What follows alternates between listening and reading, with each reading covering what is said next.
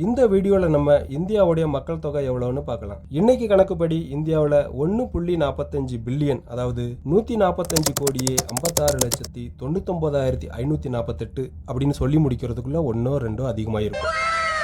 இது உலக மக்கள் தொகையில எத்தனை பெர்சன்டேஜ் அப்படின்னு பார்த்தோம் அப்படின்னா 17.78%. இந்த பூமியில 100 பேர் இருக்காங்க அப்படின்னா அதுல 18 பேர் நாம தான். அவனை சொல்லி நிறுத்துங்களா?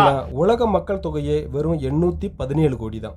இந்தியா 1947 சுதந்திரம் பெற்று 1951 எடுத்த மக்கள் கணக்கெடுப்புல வெறும் 37 கோடி மக்கள் தான் இருந்தாங்க. இந்த 73 வருஷத்துல 4 மடங்கு மக்கள் தொகை அதிகமாயிருக்கு. மக்கள் பெருக்கத்துல நமக்கு கடும் போட்டியா இருந்த சீனா நம்ம கூட போட்டி போட முடியாம பின்வாங்கிடுச்சு. இப்ப சீனாவுடைய மக்கள் தொகை 141 கோடி தான். இது இந்தியாவை விட 4 கோடி குறைவு. அது மட்டும் இல்ல, இனிமே சீனாவால நம்மள எப்பவுமே முந்த முடியாது. பிக்கப் சரியில்லைன்னு போன வாரம் தான் 8000 ரூபாய் வாங்கி சர்வீஸ் பண்ணீங்க. அது அந்த வண்டிக்கு என்ன ஸ்பீடா போகுது பாத்தீங்களா? அவங்க மக்கள் தொகை குறைஞ்சிட்டு வருது. 2022ல 142 கோடியா இருந்தது 2024ல 141 கோடியா குறைஞ்சிருக்கு. இது 2050ல 126 கோடியா இன்னுமே குறையும். அப்ப இந்தியாவுடைய மக்கள் தொகை 167 கோடியா உயர்ந்திருக்கும்.